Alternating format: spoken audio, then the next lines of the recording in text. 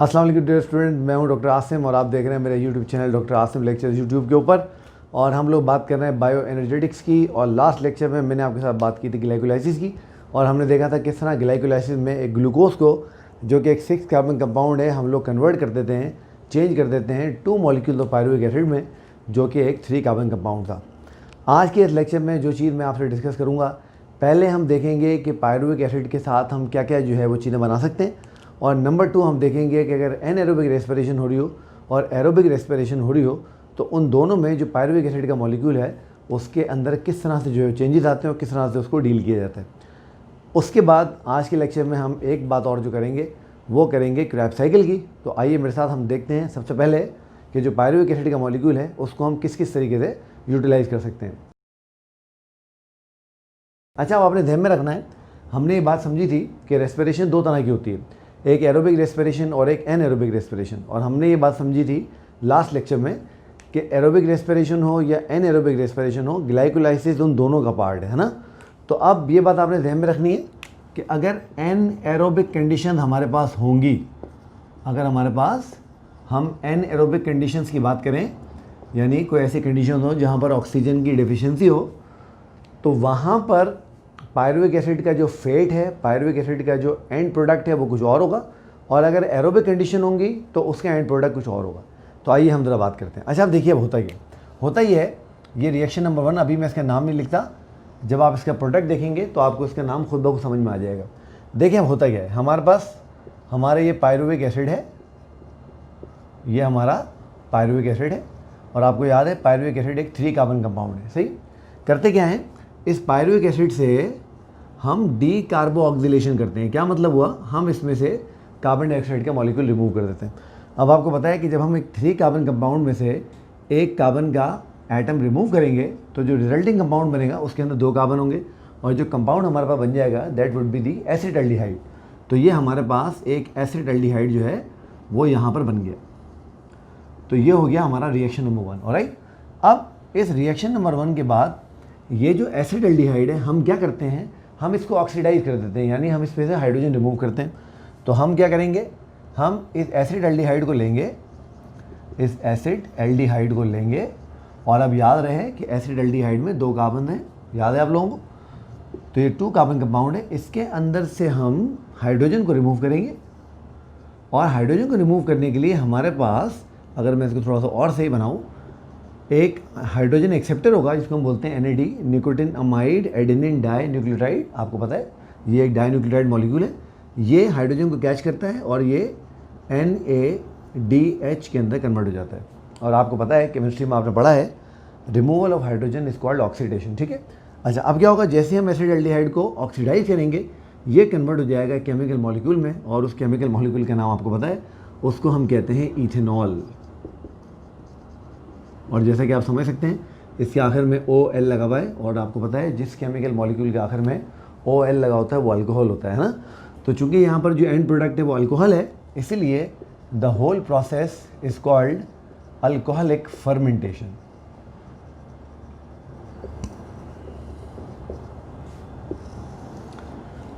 ठीक हो गया। याद हमें ये रखना है कि अल्कोहल एक टॉक्सिक प्रोडक्ट है और बहुत सारे लिविंग ऑर्गेनिज्म इसको हैंडल नहीं कर सकते।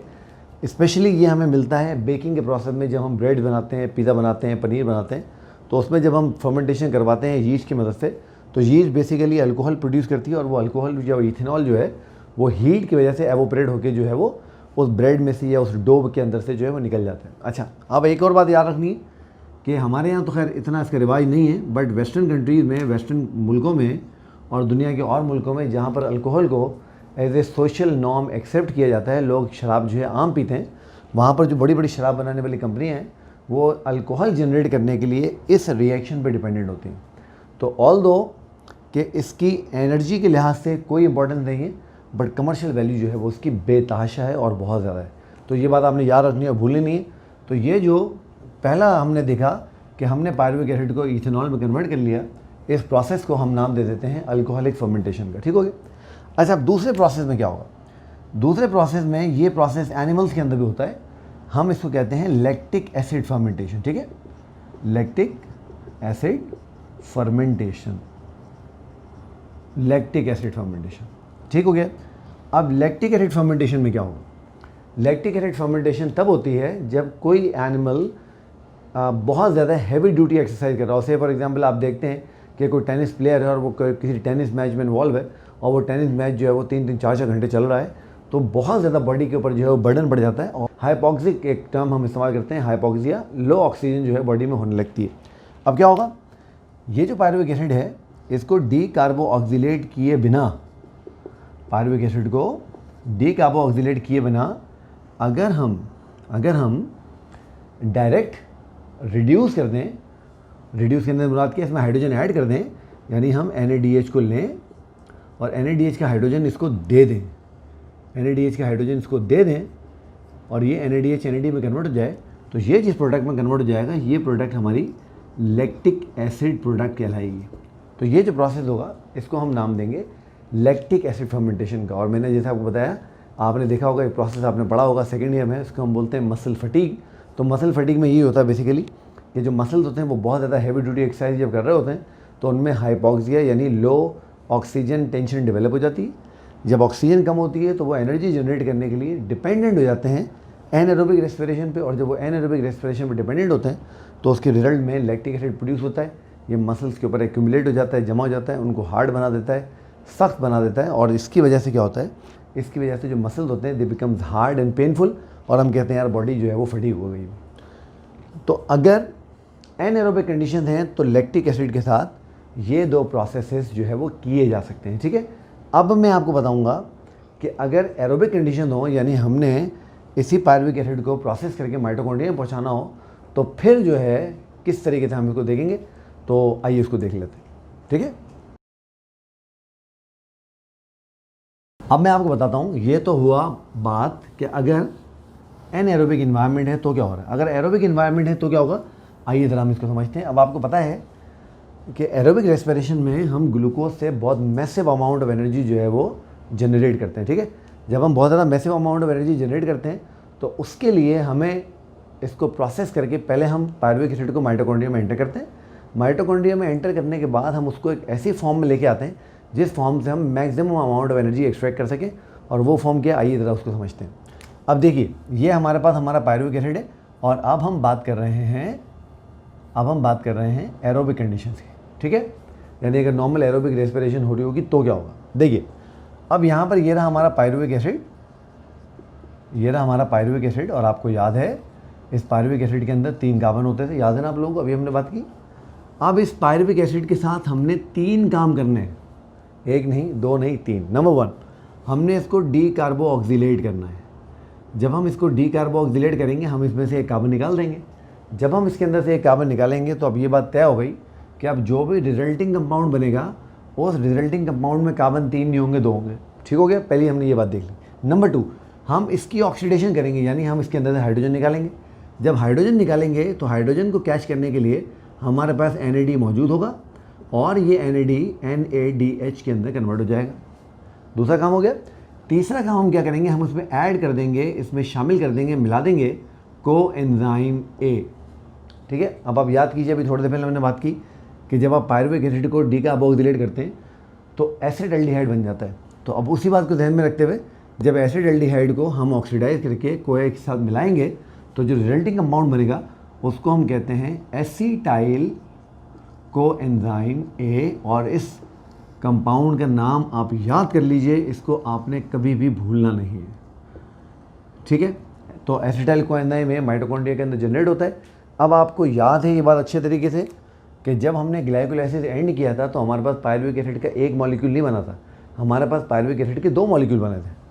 तो 2 पायरुविक एसिड 2 कार्बन डाइऑक्साइड के मॉलिक्यूल रिलीज़ करेंगे, 2 NADH प्रोड्यूस होंगे, 2 कोएंजाइम A इस्तेमाल होंगे और 2 एसिटाइल कोएंजाइम A जनरेट होंगे। जब मैं आपसे ये बात कर रहा हूँ, ये थोड़ा वो हो गया, मैं इसको सही तरह लिख देता हूँ। तो मैंने आपको कहा कि 2 एसिटाइल कोएंजाइम A पैदा होंगे। अब आप ये बात याद कर लीजिए कि एसिटाइल कोएंजाइम A जाएगा क्रैब साइकिल में और 1 acetyl coenzyme A Krebs cycle में 1 मरतबा जाएगा, तो 2 acetyl coenzyme A Krebs cycle में 2 मरतबा जाएंगे। मतलब ये हुआ कि एक ग्लूकोज मॉलिक्यूल से क्रैब साइकिल 1 दफ़ा नहीं 2 दफ़ा चलती है ना। तो ये बड़ी इंपॉर्टेंट बात है और आपने याद रखनी है। और ये एसिटाइल कोएंजाइम ए अब हमारी क्रैब साइकिल का मेन एलिमेंट है और ये हमारी क्रैब साइकिल को चलाएगा। अच्छा, अब एक और बात जो आप याद रखिएगा वो ये कि acetyl coenzyme A connecting link है, ये कनेक्ट करता है, तो it's a connecting link between, शाबाश, किसके बीच में, ग्लाइकोलाइसिस एंड क्रैब साइकिल। ठीक है, तो ये ग्लाइकोलाइसिस और क्रैब साइकिल के बीच में कनेक्टिंग लिंक माना जाता है। तो अगर आपका एमसीक्यू आ जाए और आपसे एग्जाम में कोई पूछे कि ग्लाइकोलाइसिस को क्रैब साइकिल से क्या चीज़ जोड़ती है, तो आपने ध्यान में रखना है एसिटाइल कोएंजाइम ए वो मॉलिक्यूल है जो उसको जोड़ता है। ठीक हो गया। तो ये हमने बात की फेट ऑफ पायरुविक एसिड की, यानी जब पायरुविक एसिड बन गया ग्लाइकोलाइसिस में तो हम एरोबिकली उसको किस तरह ट्रीट कर सकते हैं, इस तरह से, और एनएरोबिकली किस तरह ट्रीट कर सकते हैं वो हमने बात कर ली पिछले सेक्शन के अंदर। अब हम चलते हैं और बात करते हैं एक बहुत ही मार्वलेस प्रोसेस की जिसको हम नाम देते हैं क्रैब साइकिल का।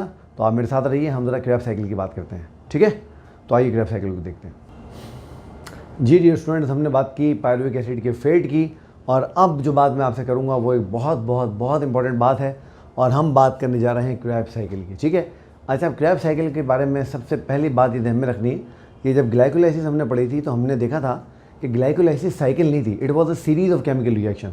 यानी ग्लूकोज से पायरुविक एसिड बना तो पायरुविक एसिड वापस ग्लूकोज नहीं बन रहा है, but Krebs cycle is a cyclic process. तो आप देखेंगे हम क्रैब साइकिल जहाँ से शुरू करेंगे, हम इसको जब एंड करेंगे तो ये वापस वहीं पहुँच जाएगी जहाँ पर ये स्टार्ट हुई थी। ठीक है, उसके बाद क्रैब साइकिल को क्रैब साइकिल क्यों कहते हैं, क्योंकि क्रैब साइकिल को एक बहुत ही ब्रिलियंट बायोकेमिस्ट, उनका नाम था डॉक्टर हांस क्रैब, उन्होंने इसके रिएक्शंस को जो है वो डिस्क्राइब किया था और इसके ऊपर इनको जो है वो नोबेल अवार्ड भी जो है वो अवार्ड किया गया था। तो डॉक्टर हांस क्रैब के ऑनर में हम इसको क्रैब साइकिल बोलते हैं। अच्छा, याद रहे कि डॉक्टर हांस क्रैब ने जब क्रैब साइकिल के बाद डिस्कस किया और बाद में लोगों ने उसको देखा, तो चूँकि इसके अंदर जो पहला प्रोडक्ट बनेगा अभी हम देखेंगे, जो पहली प्रोडक्ट थी वो चूँकि इसमें सिट्रिक एसिड या सिट्रेट थी, इसलिए इसको सिट्रिक एसिड साइकिल बोलते हैं। और चूँकि सिट्रिक एसिड के पास 3 कार्बोऑक्जेलिक एसिड होते हैं, इसलिए इसको ट्राई कार्बोऑक्जेलिक एसिड साइकिल या TCA साइकिल भी कहते हैं। तो मैंने सिर्फ TCA लिख दिया, TCA साइकिल भी इसको कहते हैं। ठीक है, हमने ये बात याद रखनी है कि ग्लाइकोलाइसिस कहाँ हो रही थी, याद कीजिए, शाबाश, साइटोप्लाज्म में, बिल्कुल ठीक। एसिटाइल कोएंजाइम ए कहाँ बन रहा था, माइटोकॉन्ड्रिया के मैट्रिक्स में। क्रैब साइकिल भी जो माइटोकॉन्ड्रिया का मैट्रिक्स है उसके अंदर चलती है, उसके अंदर बनती है। और याद रहे इससे जो डायरेक्ट एनर्जी की जनरेशन है वो बहुत कम है। जब ये ख़त्म होगी तो आप देखेंगे कि इसके अंदर सिर्फ 2 ATP होंगे जो है वो प्रोड्यूस हो रहे होंगे, बट होगा क्या कि यहाँ पर बहुत सारे एनर्जी रिच कंपाउंड बनेंगे और बाद में हम उन एनर्जी रिच कंपाउंड्स को लेके जाएंगे कहाँ पर, हम उसको लेके जाएंगे इलेक्ट्रॉन ट्रांसपोर्ट चेन में, और जब हम उसको इलेक्ट्रॉन ट्रांसपोर्ट चेन से गुजारेंगे तो उससे जो है बहुत मैसिव अमाउंट ऑफ एनर्जी जो है वो जनरेट होगा और वो हम पूरा कैलकुलेट करेंगे, मगर वो फिर नेक्स्ट लेक्चर का हमारा कंटेंट होगा। आज हम बात करेंगे सिर्फ क्रैब साइकिल की। तो आज मैं आपको क्रैब साइकिल समझाता हूँ, बच्चों को बड़ी डिफ़िकल्टी रहती है, बड़े बच्चे परेशान हो जाते हैं और मुझे नहीं पता क्यों, हालांकि क्रैब साइकिल बड़ी आसान है। तो आइए ज़रा इसको देखते हैं और उसको समझने की कोशिश करते हैं कि क्रैब साइकिल जो है वो कैसे चलती है। ठीक है, अच्छा, अब क्रैब साइकिल चलेगी कैसे। क्रैब साइकिल चलेगी, आपको याद है हमारे पास एक केमिकल मॉलिक्यूल था जिसका नाम था एसिटाइल कोएंजाइम ए। बल्कि ऐसा करते हैं, मैं इसको मिटा के थोड़ा बीच में से लिखता हूँ ताकि हमें काम करने का स्पेस ज़्यादा मिले। तो मैं इसको यहाँ बीच से लिखता हूँ ताकि हमें काम करने का जो है वो स्पेस है वो ज़्यादा मिलेगा और हमें जो है काम करने में आसानी होगी। ठीक है, तो आइए ज़रा इसको हम समझने की कोशिश करते हैं। अब देखिए होता क्या है, होता ये है कि जो माइटोकॉन्ड्रिया का मैट्रिक्स है ना, उसके अंदर एक केमिकल मॉलिक्यूल मौजूद है और उस केमिकल मॉलिक्यूल को आप और मैं ऑक्जेलो एसीटेट कहते हैं। ये बात याद कर लीजिए, ऑक्जेलो एसीटेट, याद रहे ऑक्जेलो acetate is a 4 carbon compound, इसमें 4 कार्बन होते हैं। ठीक, अब इस ऑक्जेलो एसीटेट के साथ मिलाया जाता है, जोड़ दिया जाता है, इसमें ऐड कर दिया जाता है, क्या इसमें ऐड कर दिया जाता है हमारा वो मॉलिक्यूल जो हमने बनाया था और उसका नाम था एसिटाइल कोएंजाइम ए। और आप याद कीजिए कि एसिटाइल कोएंजाइम ए के अंदर 2 कार्बन थे। तो जब 2 कार्बन वाला एसिटाइल कोएंजाइम ए 4 कार्बन वाले ऑक्जेलो एसीटेट से मिलता है और कोएंजाइम ए यहाँ से रिमूव हो जाता है, तो जो रिजल्टिंग कंपाउंड होता है उसको हम कहते हैं सिट्रेट। और याद कर लीजिए सिट्रेट एक 6 कार्बन कंपाउंड है। तो चूंकि इसमें पहला जो कंपाउंड बना वो सिट्रेट, और आपको पता है जिस वर्ड के आखिर में केमिस्ट्री में नॉमेनक्लेचर में ATE आता है, आप उसको एक एसिड से रिप्लेस कर सकते हैं। तो सिट्रेट को ही हम सिट्रिक एसिड भी कह सकते हैं। ठीक, उसके बाद ये जो सिट्रेट है इसको एक डुअल रिएक्शन के ज़रिए, जिसमें आप वाटर को ऐड भी करते हैं और वाटर को रिमूव भी करते हैं, उसके ज़रिए आप कन्वर्ट कर देते हैं इसके आइसोमर में और इसके आइसोमर को हम आइसोसिट्रेट कहते हैं। हम क्या कहते हैं इसको? हम इसको कहते हैं आइसोसिट्रेट। अब याद कीजिए, क्योंकि आइसोसिट्रेट आइसोमर है सिट्रेट का, तो डेफिनेटली इसके अंदर भी 6 कार्बन होंगे, क्योंकि जो आइसोमर्स होते हैं they are chemically same, structure का उनका फ़र्क होता है। उसके बाद हम क्या करेंगे? उसके बाद हम करेंगे 2 काम। इस आइसोसिट्रेट में जिसमें 6 कार्बन हैं, इसमें से हम 2 काम करेंगे। नंबर 1, हम इसको डीकार्बोक्सिलेट करेंगे, यानी हम इसमें से कार्बन डाइऑक्साइड रिमूव कर देंगे, और कार्बन डाइऑक्साइड रिमूव करने के साथ साथ हम इसको ऑक्सीडाइज भी करेंगे। और जब ऑक्सीडाइज करेंगे तो हम इसमें से हाइड्रोजन रिमूव करेंगे, हाइड्रोजन NAD कैच करेगा और NAD NADH के अंदर कन्वर्ट हो जाएगा। अब देखें, हमने कार्बन निकाली ना, तो जब 6 कार्बन में से 1 निकालेंगे तो जो नया कंपाउंड बनेगा उसके अंदर कार्बन 6 नहीं होंगे, 5 होंगे। तो जो नया कंपाउंड बनेगा उसको हम कहते हैं अल्फा कीटो ग्लूट्रेट। क्या बोलते हैं उसको हम बेटे? अल्फा कीटो ग्लूट्रेट, और इसमें 5 कार्बन होते हैं। अब अल्फा कीटो ग्लूट्रेट के साथ हम 2 काम करेंगे, एक यही वाला काम करेंगे, दूसरा यही वाला काम करेंगे, मगर हम इसके साथ एक तीसरा काम एडिशन में और भी करेंगे। तो अब देखें क्या होता है, हम इस अल्फा कीटो ग्लूट्रेट को 3 काम करवाते हैं। नंबर 1, हमने इसमें से कार्बन डाइऑक्साइड निकाल दिया। अब आप समझ गए कि जब कार्बन 6 में से 1 निकाला था तो 5 रह गए थे, 5 में से 1 और निकाल देंगे तो 4 रह जाएंगे। नंबर 2, हमने इसमें से हाइड्रोजन रिमूव किया, हाइड्रोजन को NAD ने कैच किया और NAD NADH में कन्वर्ट हो गया। ठीक हो गया? उसके बाद हम क्या करेंगे? हम इसके अंदर कोएंजाइम में ऐड कर देंगे वापस। तो अब जो रिजल्टिंग कंपाउंड बनेगा, जो 4 कार्बन वाला होगा, उसको हम नाम देते हैं सक्सीनाइल कोएंजाइम A का। और याद रहे कि ये succinyl coenzyme A is a 4 carbon compound. अब अगर आप थोड़े से इसको जहन अपना लड़ाएं तो आप देख रहे हैं कि यहाँ पर ऑक्सिलो एसिटेट में भी 4 कार्बन है और सक्सीनाइल कोएंजाइम A में भी 4 कार्बन है। इसका मतलब ये हुआ कि अब इसके बाद इसमें से कार्बन रिमूव नहीं होंगे, कुछ और रिमूव हो जाए वो बात अलग है, कार्बन अब रिमूव होने वाले नहीं। ऑलराइट, अच्छा अब देखें क्या होगा। अब ये जो सक्सीनाइल कोएंजाइम A है, इसकी हमने सबस्ट्रेट लेवल डीफॉस्फोरिलेशन करनी है। क्या मतलब हुआ? मतलब ये हुआ हमने इसमें से फॉस्फेट रिमूव करना है। जैसे ही हम इसमें से फॉस्फेट रिमूव करेंगे, पहले तो कोएंजाइम A इसमें से निकाल दीजिए, हमने कोएंजाइम A इसमें से निकाला। दूसरा हम क्या करेंगे? हम इसके अंदर से फॉस्फेट रिमूव करेंगे। फॉस्फेट क्या करेगा? GDP गुआनिसिन डाइफॉस्फेट, और ये कन्वर्ट हो जाएगा किसके अंदर? GTP में, यानी गुआनोसिन ट्राइफॉस्फेट में। बाद में क्या होगा? बाद में ये गुआनोसिन ट्राइफॉस्फेट अपना फॉस्फेट ADP को दे देगा, विच इज़ एडिनोसिन डाइफॉस्फेट, और एडिनोसिन डाइफॉस्फेट जैसे ही इसको लेगा, ये आपको पता है ATP में कन्वर्ट हो जाएगा। और ATP आपको पता है हमारे सेल की एनर्जी करेंसी है। हमने पहले लेक्चर में बायो एनर्जेटिक्स की बहुत डिटेल में उसकी बात की थी। अब जब हमने ये 2 काम इसके साथ किए, यानी कोएंजाइम में निकाल दिया और फॉस्फेट भी इसमें निकाल दिया, तो अब जो रिजल्टिंग कंपाउंड हमारे पास आया उसको हम नाम देते हैं सक्सीनेट का। किसका नाम देते हैं? उसको हम नाम देते हैं सक्सीनेट का, सक्सीनेट। और आप समझ रहे होंगे कि ये 4 कार्बन कंपाउंड है। अब हम क्या करते हैं? हम सक्सीनेट में से 2 हाइड्रोजन रिमूव करते हैं। जब एक हाइड्रोजन रिमूव कर रहे हैं तो उसको कैच करने के लिए हमारे पास NAD है, बट जब हम 2 हाइड्रोजन रिमूव करेंगे तो आप समझ रहे हैं कि अभी NAD को कैच नहीं कर सकता। हम यहाँ इस्तेमाल करेंगे FAD को, फ्लेविन अमाइड एडेनिन डाइन्यूक्लियोटाइड, और FAD 2 हाइड्रोजन कैच करके FADH2 में कन्वर्ट हो जाएगा।